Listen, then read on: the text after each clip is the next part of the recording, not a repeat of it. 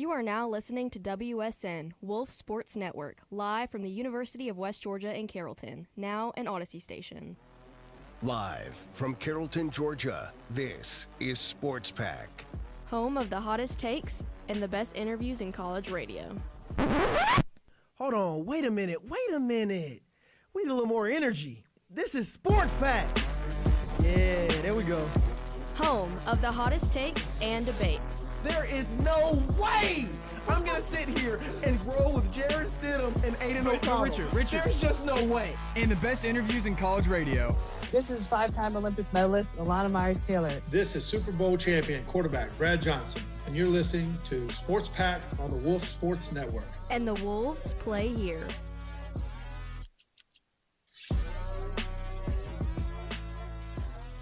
Man.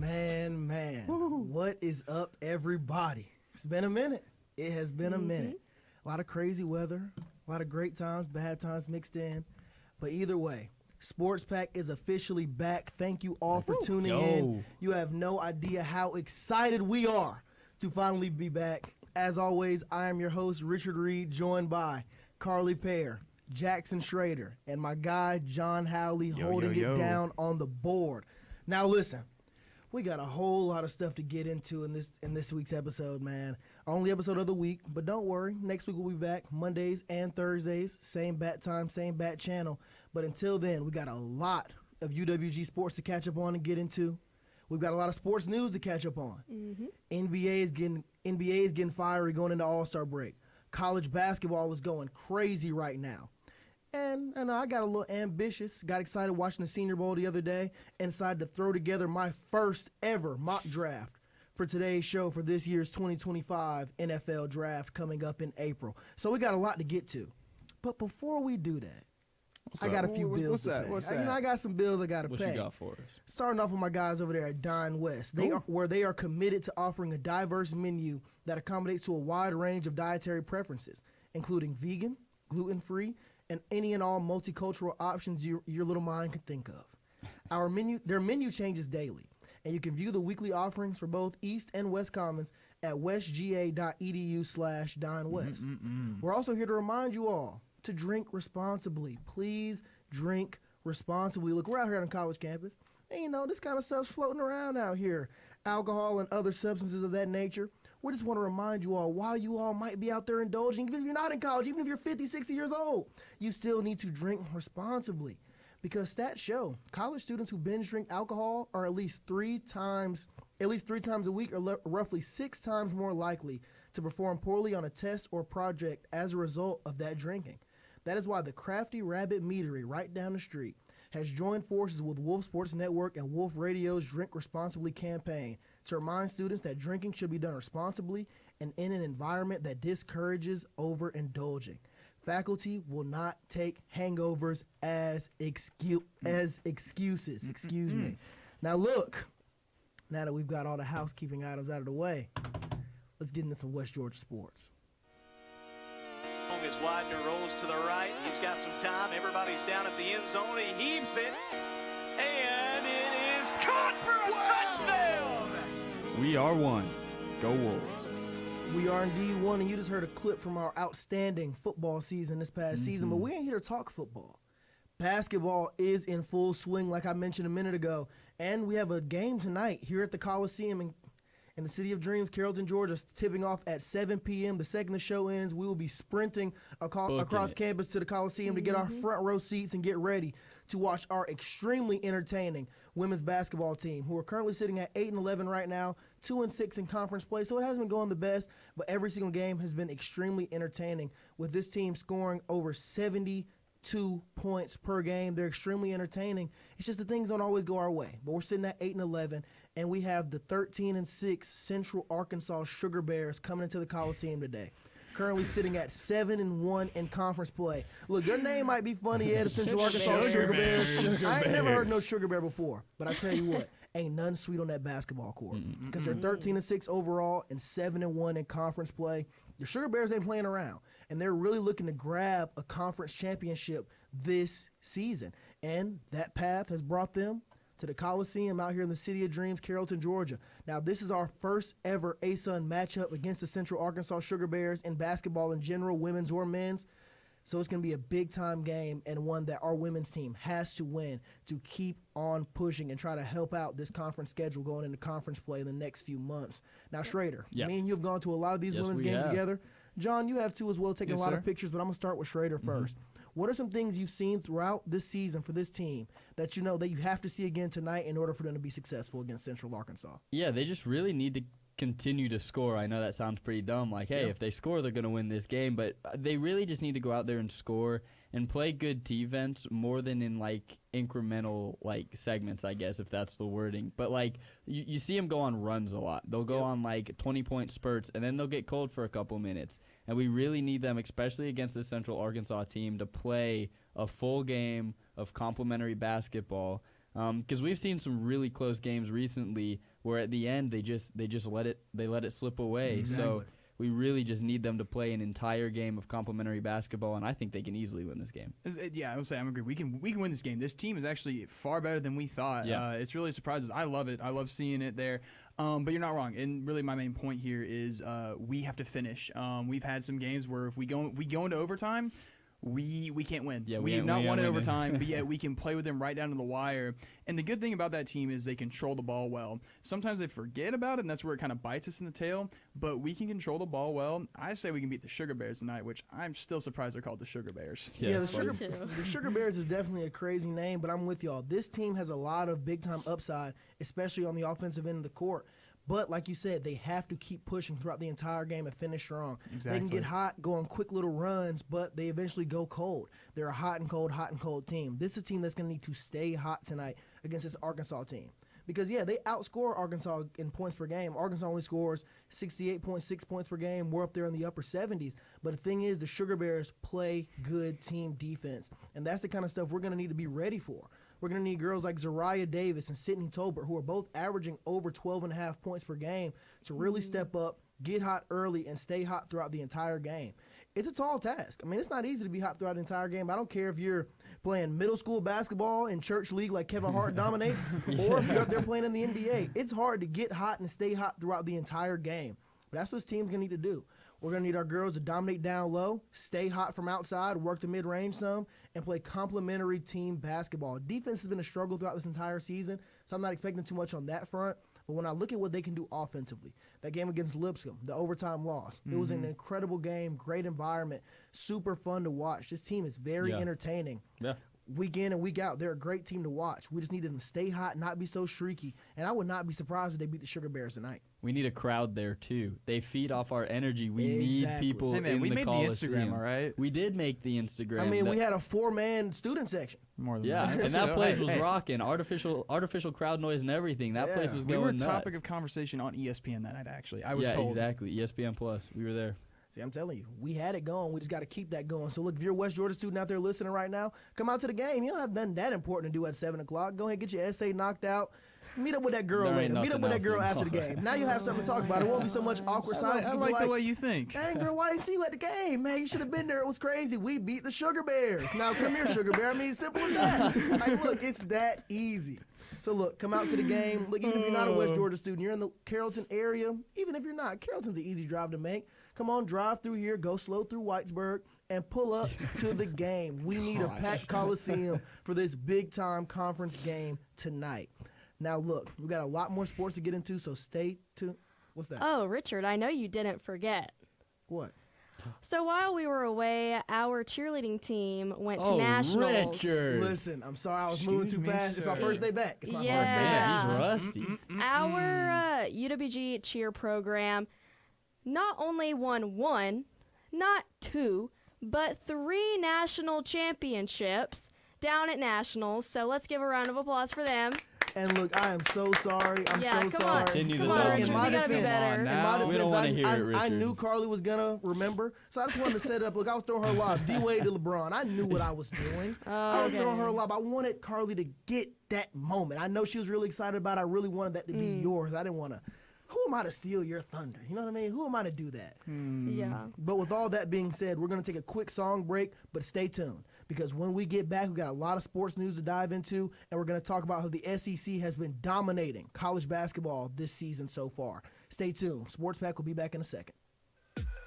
You are listening to Sports Pack here on Wolf Sports Network, your home for all things UWG athletics. Hey, do you want to be part of Wolf Sports Network? Yeah! Well, I have some good news for you because you can join us. Woohoo! So if you want to learn more about this, go to wolfsportsnetwork.com and click WIT Sports Program. With becoming a WIT, you expand your knowledge in the sports radio world and join our ever-growing family. New face over there, you're not tripping. We got my guy JT over here shadowing the board. He's running through a WIT program right now. Brandon, how you feeling, baby? Welcome to Sports I'm feeling Pack. great being on here for the first time. And we can't wait to meet you once you join us. It's a tale as old as time. All good things must come to an end. But this final ride is going to be legendary. Oh, yeah. More legendary than this. Is this the dagger? And this. Diggs! Sideline! Touchdown!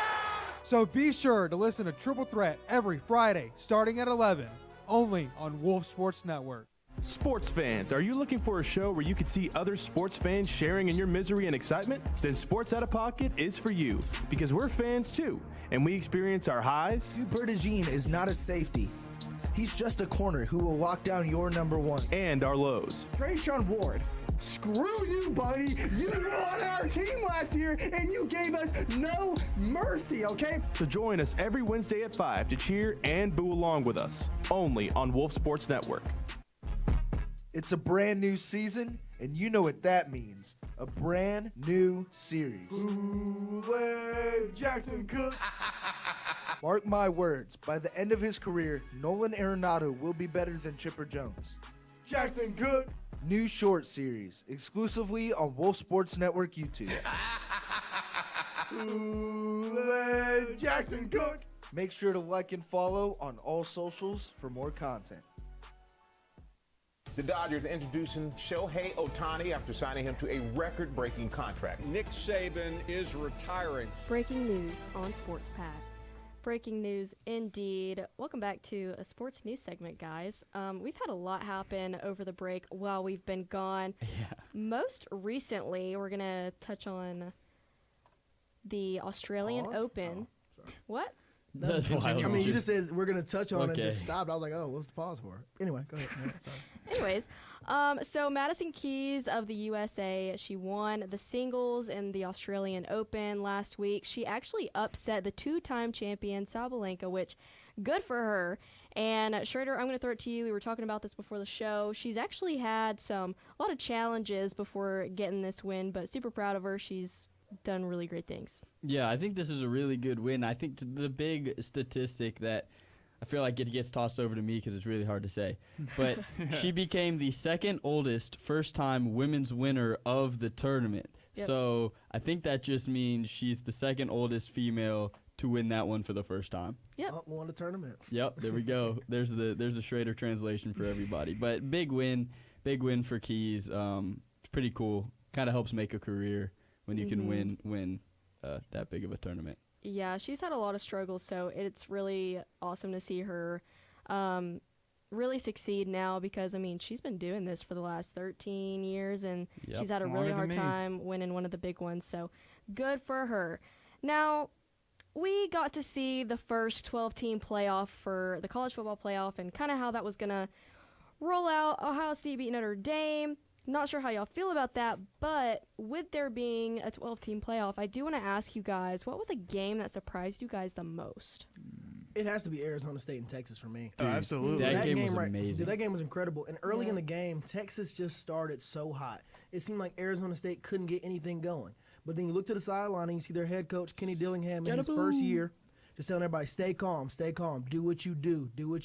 And Cam Scatterboo came in there and did his thing. It's so rare that you see a guy from the losing team win MVP in a game this big. I mean, his stat line But was let me tell you, insane. Arizona State straight up outplayed Texas in that game. Oh, 100%. I would say they deserved to win that game overall. Yeah, the they targeting should've. call at the end really skewed it in Texas' direction. And then in overtime, Texas just ran away and hid from them. Yeah, I mean, you say they deserve to win it, but they were one play away from winning it. Yeah. They're I right mean, there. and a 4th and 13, Yep. blown coverage touchdown, next play you give up 2 consecutive touchdowns. It was That's a on wrap. you, which stinks because I was in a bus driving to Louisville at the time, and everybody in that bus was glued to their phones going, That is like let's go Arizona That is like the State. most random Also- bus trip I've ever Dude, heard. it definitely comes out of left field, but like we were all going for Arizona State. You were in a Yes. bus on New Year's Day going to Louisville. Exactly. I'll say also for To go worship Texas, the they Lord. they Power could to you, brother. they had several chances to close it out. Their kicker,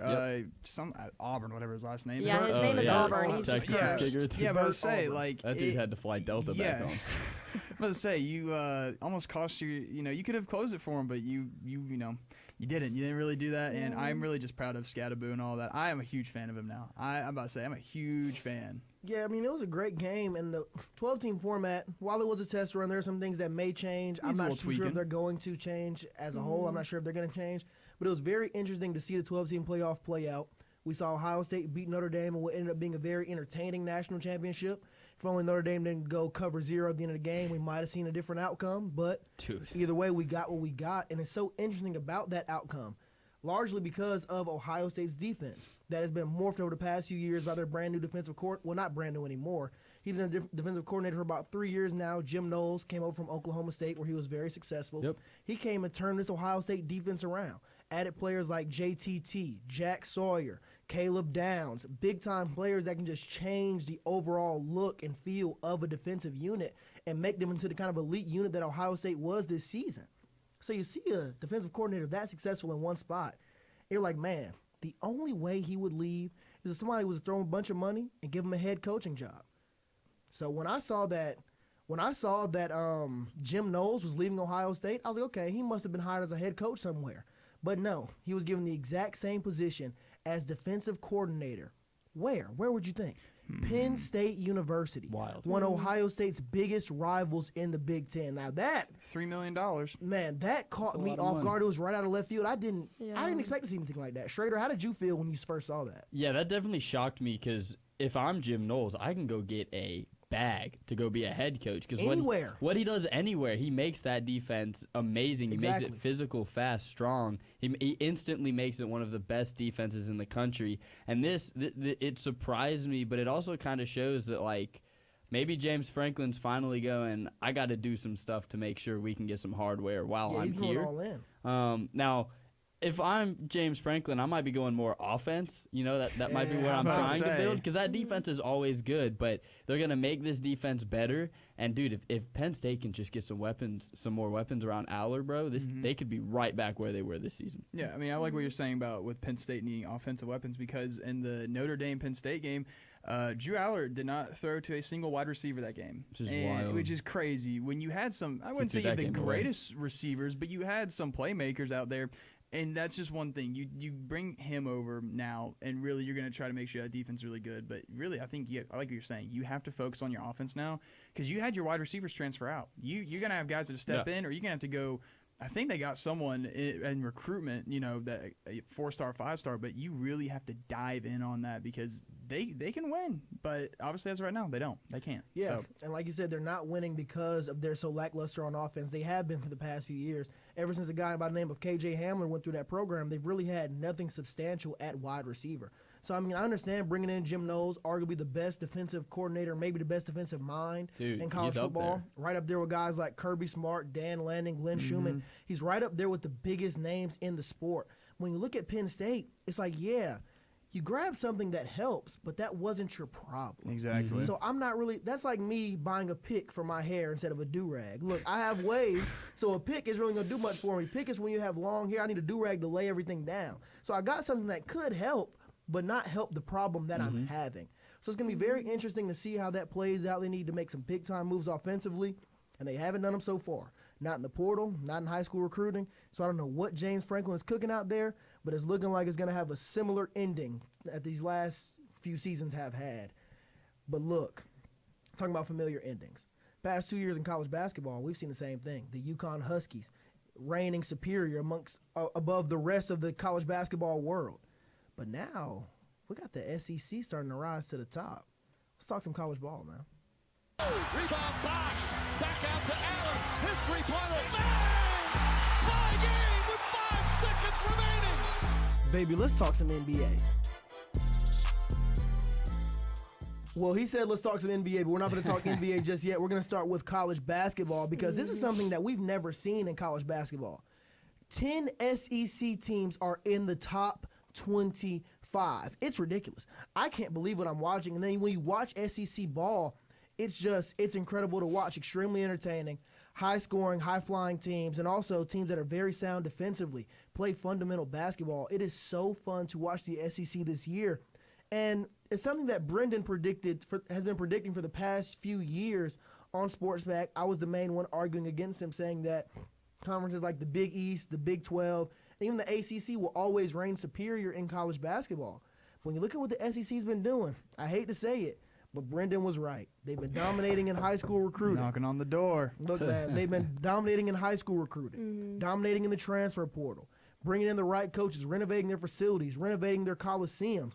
College basketball in the SEC is on the rise, and they're trying to show everybody, look, we're great in football, have been in years, but we don't want that to be the only sport we dominate in, football and baseball. We can come and dominate in everything else too, and they're really showing it, with the Auburn Tigers sitting as the #1 team in the land at 19-1, with the Alabama Crimson Tide not far behind at 4, and the Florida Gators, the #5 team in the country, sitting at 18-2. Now that right there, that Florida team is the one I really look at, and it hurts me. See, I got my Georgia sweater on right now. I'm about to say, you can't forget about the fact that we were ranked for a little bit. Yeah, I mean, Georgia was ranked for a little bit, but I think Georgia was 1 year ahead. Oh, no, they got absolutely. a monster recruiting class coming in next year. Next year is the time I expect to see Georgia as a consistent top 25 team. But this year with Asa Newell, they were a little ahead of schedule. But that Florida team, they're extremely deep. Got experience up and down the roster. A guy by the name of Elijah Martin, that was part of that FAU team that made it to the Final Four a few years back. They have got a team that I really believe could take them all the way to the Final Four. So do not sleep on the Florida Gators when making your NCAA tournament brackets these next coming months. But also, in the rest of the conferences all around the country, you've got teams all over the place. In the Big Ten, you got Michigan State sitting at #7 in the land, still led by Tom Izzo. This is a team that I love watching because they just play smash-mouth basketball. You might watch this Michigan State team. They might only shoot 4, maybe 5 threes in the entire game. And that's unheard of, especially if you've been watching the NBA, or as I say, the walking three-point contest, because that's all it is. The NBA is just straight iso ball and a three-point shot. Not fun to watch. Exactly. It's borderline unwatchable. There's a reason nobody watches it. Exactly. Yeah. Adam Silver sitting there pulling out imaginary hair trying to figure out why people aren't watching. Maybe I need to do another Chinese game.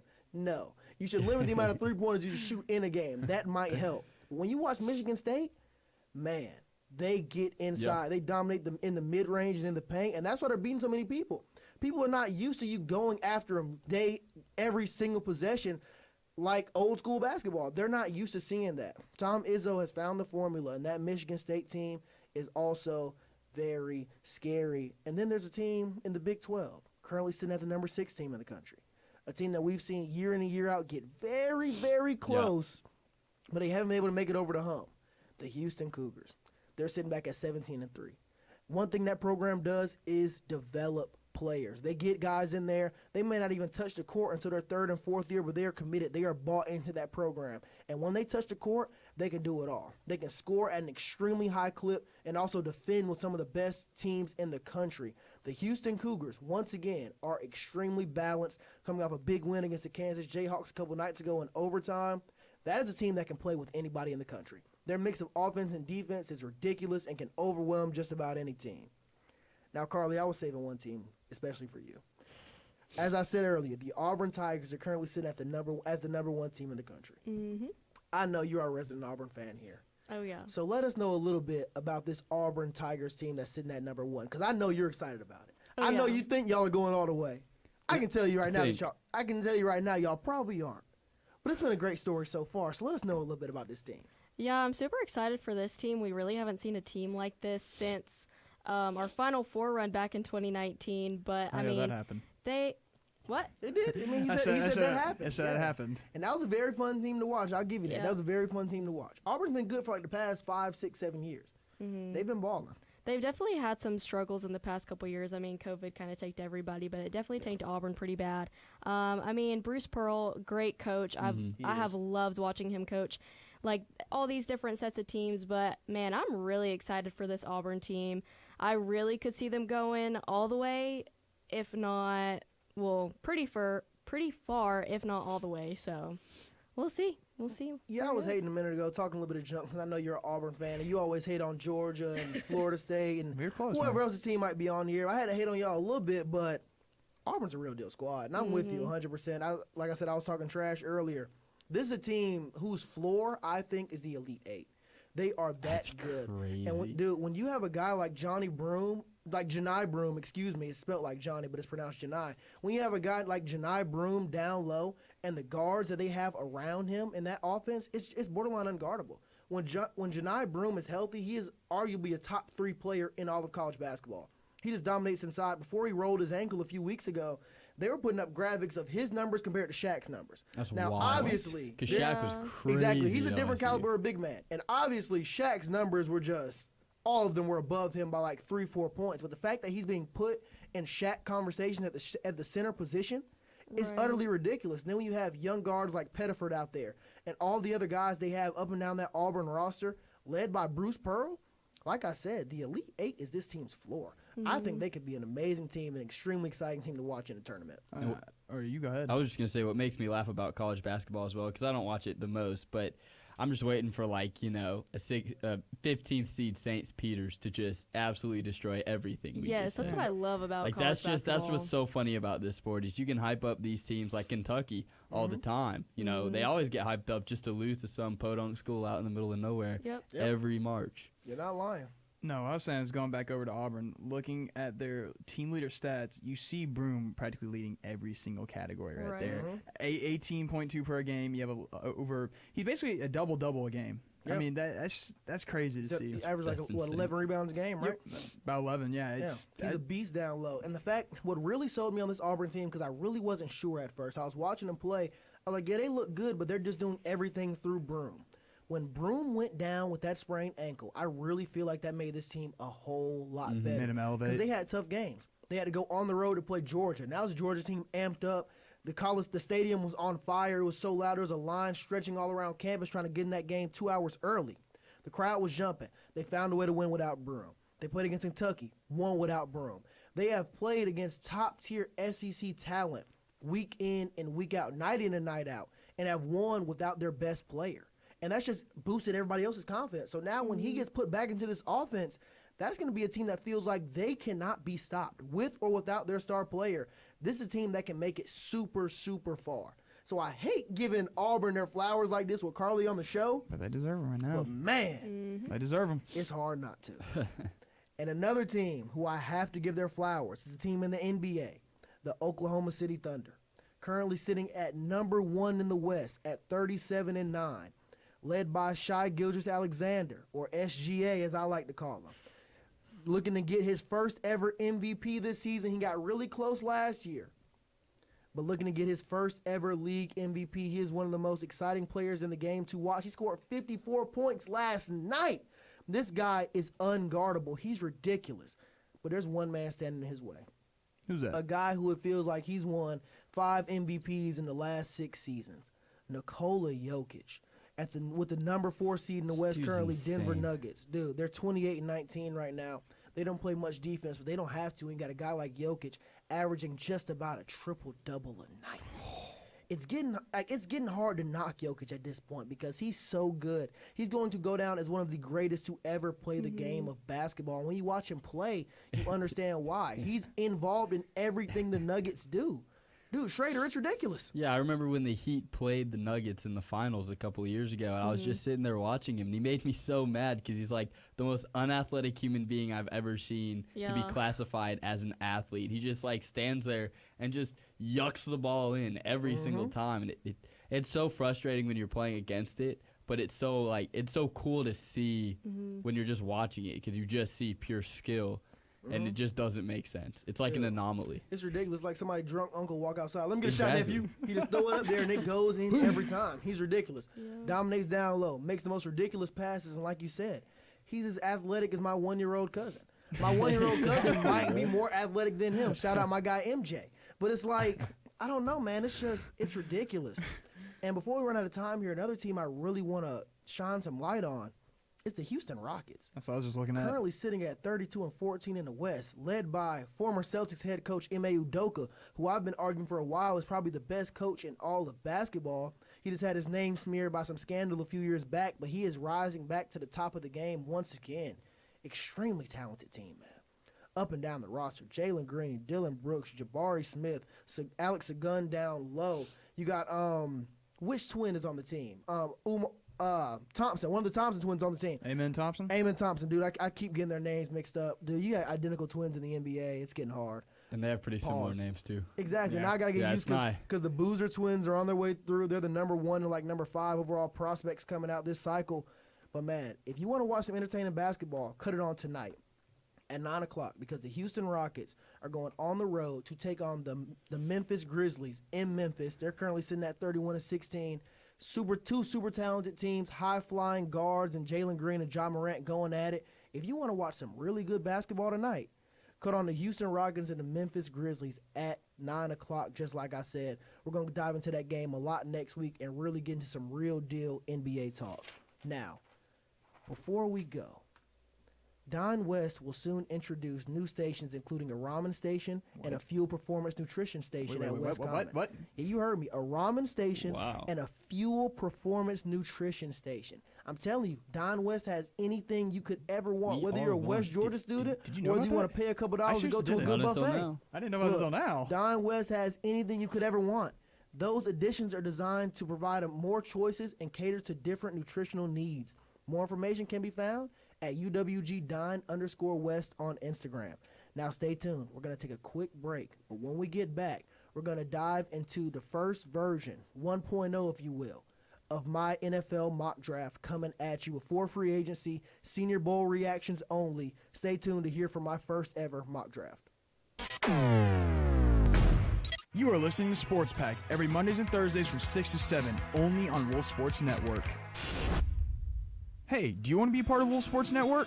Yeah! Well, I have some good news for you because you can join us. Woohoo! So if you want to learn more about this, go to wolfsportsnetwork.com and click WIT Sports Program. With becoming a WIT, you expand your knowledge in the sports radio world and join our ever-growing family. New face over there, you're not tripping. We got my guy JT over here shadowing the board. He's running through the WIT program right now.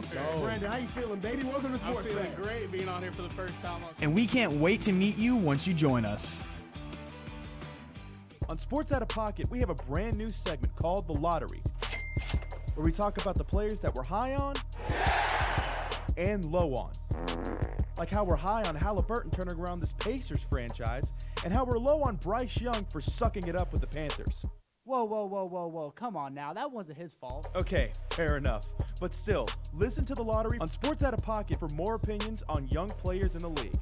Sports Out of Pocket every Wednesdays at 5, only on Wolf Sports Network. Well, first we were a podcast to Wolf Sports Network's newest podcast. Then we turned into a live show. Welcome back to episode 2 of the Triple Threat live show. And this semester is our final ride. But don't worry, we're not going to stop with the action. From our debates in triple play and the best snake drops across the nation. Dude, that's everybody's Guess who's going first as my tight end? Brock Bowers. No! You don't want to miss out, so tune in every Friday from 11 to 12, only on Wolf Sports Network. It's a brand new season, and you know what that means. A brand new series. Bootleg Jackson Cook. Mark my words, by the end of his career, Nolan Arenado will be better than Chipper Jones. Jackson Cook. New short series, exclusively on Wolf Sports Network YouTube. Bootleg Jackson Cook. Make sure to like and follow on all socials for more content. All right, we are back. You are listening to Sports Pack only on the Wolf Sports Network. Excuse me, there's no "the" in front of it. We are Wolf Sports Network, and you're listening to Sports Pack. Now, listen, I said a second ago, I am debuting the 1.0 of my mock draft for this year's 2025 NFL Draft. Now let me go ahead and walk y'all through it. With the number 1 overall pick, I have the Tennessee Titans selecting quarterback Cam Ward from the University of Miami. At 2nd overall, I have the Cleveland Browns getting an insurance policy for my guy Myles Garrett by drafting Abdul Carter, edge rusher from Penn State. 3rd overall, I've got Shedeur Sanders going to the New York Giants. 4th overall, I've got the Patriots drafting Travis Hunter, arguably the best player in this year's draft. 5th, I have the Jacksonville Jaguars going O-line, getting Will Campbell from LSU. At 6, I have probably my most controversial pick, Jackson Dart, going to the Oakland Raiders. They get their guy. Number 7, I have the Jets getting Mason Graham, D lineman from Michigan. At 8, I have the Carolina Panthers getting Bryce Young his go-to target, and Ted McMillan from the University of Arizona, big-time 6'6" wide receiver. At 9, I have the New Orleans Saints drafting Jalen Walker, probably the best linebacker in this entire class. And rounding out the top 10, I have the Chicago Bears drafting Ashton Jeanty, the man a lot of people believe should have won the Heisman Trophy, the running back from Boise State. And you know I had to throw in the Falcons pick as well. That's only the top 10. But at 15, I have the Falcons drafting a guy that might be the best edge rusher in this draft. He's currently soaring up draft boards, Mike Green from Marshall University. Now, before we dive into the rest of this mock draft, let me just tell you, this is only the top 10. I did a full 32. And that article will be published on wolfsportsnetwork.com tomorrow afternoon. So if you want to see the rest of my 32 and the reasoning behind every single pick, go to wolfsportsnetwork.com tomorrow around like 3:30 p.m. Give me the time to put some finishing touches on it, and you will be able to see every single pick in my mock draft 1.0. Man, I can't wait to read that. And I'm telling you, it's going to be some good stuff. I do some pretty good work. Look, I now it's a know. really early mock draft. We haven't had pro days. We haven't had the combine, all this other stuff. So things are prone to change. I'm probably going to make 3 or 4 of these things. But this is my first mock draft for this year's cycle. What do y'all think? See, I like it, but like we were talking about, you say Jackson Dart and the Raiders right there, and that is their official spot, right? Yeah, 6. I'm thinking of last year when we had that whole talk about Bo Nix and all that. No, 6 is their official spot. I mean, honestly, yeah, I would take Jackson Dart here. It's very interesting. I haven't really gone full draft mode yet, but with Jackson Dart with his upside and everything, it's like we talked about earlier today. You can put him in there, but you just need to give him time to develop and just make sure he's good. Because other than that, he can. You'll be with Tom Brady. Yeah. So here's the thing for this year. You got teams, the Titans, Browns, the Giants, and the Raiders. All teams that are looking to rebuild all together and are looking to start at the quarterback position. But that's what makes this year's draft so interesting. You have that many teams willing to do that and wanting to do that, but not enough high-end quarterback that you're willing to take in the top 10 for it. So it's really going to become very interesting. I don't think the Titans are going to move from number 1. Whether they think Cam Ward or Shedeur Sanders is their guy, they're going to stick there. The big thing comes at picks number 2 and number 3. What will the Browns and Giants do? Will they go out and sign a free agent guy, like maybe a Justin Fields or a Sam Darnold, or are they willing to go all in on a rookie? In this instance, I'm just assuming that the Browns go out and sign a guy like Justin Fields since Deshaun Watson has re-ruptured his Achilles, and that will lead them to draft Abdul Carter, best player available, and allow the Giants to get Shedeur Sanders. But I could see that swapping altogether. I could see the Giants getting Sam Darnold. I could see the Giants getting Justin Fields. I could see the Raiders maybe getting Justin Fields. For the sake of this mock draft, I'm sticking with it as is. I think the Raiders get their guy in Jackson Dart, high upside. I think they bring in a bridge quarterback to maybe make the transition a little easier for him, give him some time to develop. But Jackson Dart has the potential to be a big-time talent in the NFL. And just throwing the idea out there, we know who that coach in Vegas is now, right? That's Pete Carroll. Pete Carroll. Yep. And we know that Pete Carroll might want to go get his guy. What if he goes and gets Russell Wilson, right? Right. Russell Wilson goes to Vegas for a year or two with Pete Carroll. They draft Jackson Dart to sit under a Pete Carroll system, to be mentored by a quarterback who knows that system like the back of his hand in Russell Wilson. Jackson Dart would be one of the best quarterbacks in the NFL. Dude, that would be the perfect situation for him. Like I just feel like people don't understand how good Jackson Dart really can it's be. Insane. Watching Because, him play is insane. he pieced up SEC defenses. Yeah. Right. Like, he dominated Georgia. You remember that? I watched it in 4K. With a bum ankle, too. With a he bum was ankle. he was not healthy during Dude, that he game. popped some of them Patrick Mahomes horse tranquilizers and came and gave us work. For real, bro. Straight work for 4 quarters. Yeah, and I another thing that I really like about this mock draft is that Ashton Jeanty at 10. Yeah. He kind of snuck him in there. people also, I mean, we kind of talk about the Bears. They're always one of those teams that they could be good this year, but they got a metric butt ton of cap this year for a off season, and really, dude, they're a couple of pieces away from being a very successful team. You give Caleb Williams an offensive line that is okay, just not terrible. I mean, that offensive line was parting like the Red Sea last season. Caleb Williams was running for his life every single time he had the ball in his hands. If you give him an okay offensive line, you have Ashton Genty behind him. Dude, in 2-3 years, if not sooner, that's the best team in the NFL. Exactly. It's not ridiculous to say that. It's not ridiculous to say that because, like you said, they have so much cap space. And so I was originally thinking, okay, they go out and draft an offensive lineman, but they really don't have to. They have so much money, they can just go out and sign a bunch of big-name offensive linemen, and now you have Ben Johnson as your head coach. If you don't know, Ben Johnson has been the offensive coordinator for that dynamic, high-flying I didn't even mention that. Detroit Lions offense, exactly. So why not go out there, spend all your money offensive linemen, go stack them on the D-line too, because you have that much money to spend, and go out and get another big-time running back. Could you imagine Ashton Genty and DeAndre Swift sharing the same backfield? Caleb Williams at quarterback. It's not fair. A top 15, let's say a top 15 offensive line in the league, paired up with Keenan Allen, Rome Odunze, and DJ Moore at wide receiver. That can be terrifying, man. Like, that can be terrifying. And then I want to speed over to the Falcons at 15. People might be saying, who is Mike Green? I love this. I was that person I know earlier this dude today, is not actually. sitting here wearing a number 15 jersey for Marshall. But, yeah, he played at Marshall, and let me tell you right now, this guy is ridiculous. He's turning a lot of heads from his performance at the Senior Bowl, been outright embarrassing offensive lineman. But when you cut on the tape does not lie. Mike Green is an animal. Dominated against Ohio State. Yes, the Ohio State Buckeyes earlier in the season. Outright killed a man when they were playing against Virginia Tech. Tore that poor running back's ACL. This guy's ridiculous. 17 sacks on the season. Over 80 tackles. This is the kind of player the Falcons need.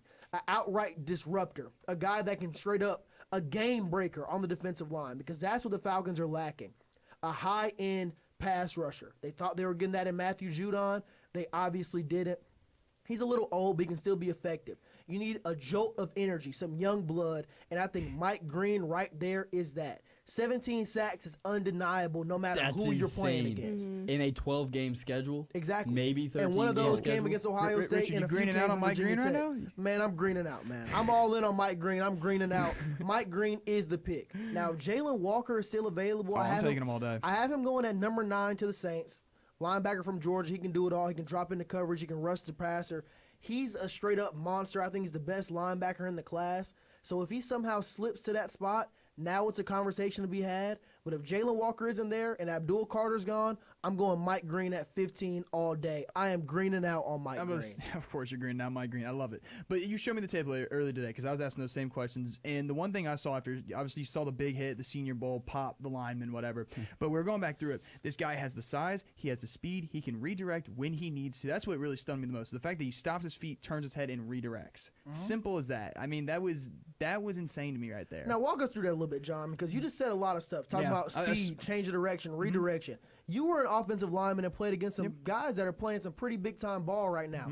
Tell us what that does to an offensive lineman. So, first off, we're just going to start with his arms. He's got a huge wingspan. With that, you can really extend your arms out there and really push the offensive line back and throw him off balance, which from there, if your offensive line is supposed to reset and go back under, whatever. His speed, it kills. Speed kills. You can use your hands with the long arms there, throw up a flash. You know, a trick that we used to use when I was training is flash your hands because it would throw him off. He can use that. Then, obviously, if he's not getting the quarterback, he can redirect. He stops. His head is turning, and it's literally right on the quarterback where the ball's going, and he's tracking it like a heat-seeking missile and getting to the play and making the effort there big time. I mean, you saw my reaction earlier. I was super shocked and just blown away. I don't care if it's Sun Belt Conference. Like you said, he played Virginia Tech. He played some good schools. Played Ohio State and Virginia Tech. 17 sacks to 17. 17 sacks, 82 tackles. You can't. There's nothing you can say to knock that. I think it'd be awesome to get a guy like him or Jalen Walker. We just need an edge rusher. This is what we're talking about last year, and we saw what happened. Falcons got what they need offensively. A big-time top 3 running back in Bijan. Michael Penix looks like the quarterback of the future. The quarterback Falcons fans have been dreaming of. Another lefty named Mike in the building. That's what we need. Big-time wide receiver. Drake London is trying to take that next step. Go out and get your franchise pass rusher so close. in Mike Green. So close, man. Now, before we head out of here, There's a question that's been floating around the sports world for some time this week. Ever since the Chiefs beat the Bills, and now people are starting to talk about three-peat. That word that's trademarked by the Miami Heat's owner. But Pat listen, Riley, baby. Pat Riley knows how to make money. I make money like Pat Riley one of these days. But we got a big-time question to debate in a second here. It's time to debate. That's debatable. Man, people are talking. Because our Super Bowl has been announced. We know who's playing. Got a rematch from a couple years ago. The Philadelphia Eagles, led by Jalen Hurts and Saquon Barkley, traveling to New Orleans to take on the Kansas City Chiefs, led by Patrick Mahomes. They've won 2 in a row. That first one, where they took down the Eagles in an amazing game. One heck of a classic. The second one, last year, where they beat the San Francisco 49ers in a slugfest. 49ers had a chance to win at the end, weren't able to get it done. Now they have a chance here to do what nobody else has ever done in the Super Bowl era. Not even Tom Brady. Not even Aaron Rodgers. The greatest quarterbacks to ever play this game of football have not been able to do this. And that is three-peat. Win 3 of them things in a row. That's so funny, Something that we've seen Michael Jordan do twice now. 2 three-peats. The greatest basketball player of all time done it twice. Amen. Amen, Well, we've brother. never seen a quarterback do it in the Super Bowl era. So I want to pose this question to you all. If Patrick Mahomes pulls off the impossible and the Chiefs three-peat, is he the greatest quarterback of all time? Absolutely not. No. Okay. Well, hold I'm on. not going to say it as quick as they did. I'm not saying absolutely not. She's only saying that because she's in the AFC West. She's a Broncos she's a fan. Broncos fan. There's a little bias there. John just said it real quickly. I say if they win this Super Bowl, that is 4 Super Bowls in like 7 years. Yeah. That's insane. That's wild. And I think if Patrick Mahomes wins one more in the next 3 years, say he wins this year and he wins one more in the next 3 years, it's going to be really hard to say that he's not the greatest of all time. Right. Because he's winning at a rate that we have never seen. Because, yes, Brady won, what, 7? 7 of 7 of 10. them? Yeah, and it took him, almost 20 years.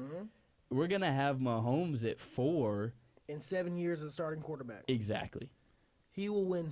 If he wins not this Sunday, but if he wins the Super Bowl next Sunday, like you said, he will have won 4 Super Bowls I'd say he's in this 7 close. years as a starter. It brings it close. He's a Super Bowl away. He's a Super Bowl away in 3. Like, if he wins a Super Bowl by the end of the decade, if he wins 5 Super Bowls this decade, 100% he's It's the going to be guy. hard to argue against It's him. going to be insanely hard to argue. But who's the one guy he could never beat in the playoffs?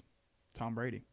Because he played him like once in the playoffs. He played him twice, right? If I'm correct. Or I guess twice. Because he beat him in the played Super him Bowl twice. in the He- AFC he- Championship. he lost to him in and the A- Super Bowl. He lost to him in the AFC Championship, and what was a great game, came down to overtime. It really was a great game. Look, man, overtime against the Patriots in the postseason, Yes. you're going to lose. They Yes. lost right there, and they got stomped out in the Super Bowl when Tom Brady was on the Buccaneers. That was like everybody So that was twice. but Mahomes in that Super Bowl. Yeah. Mahomes played an amazing game. Exactly. But Schrader, I'm in the same category as you here. Now, look, if he wins this one, he makes the conversation very hard.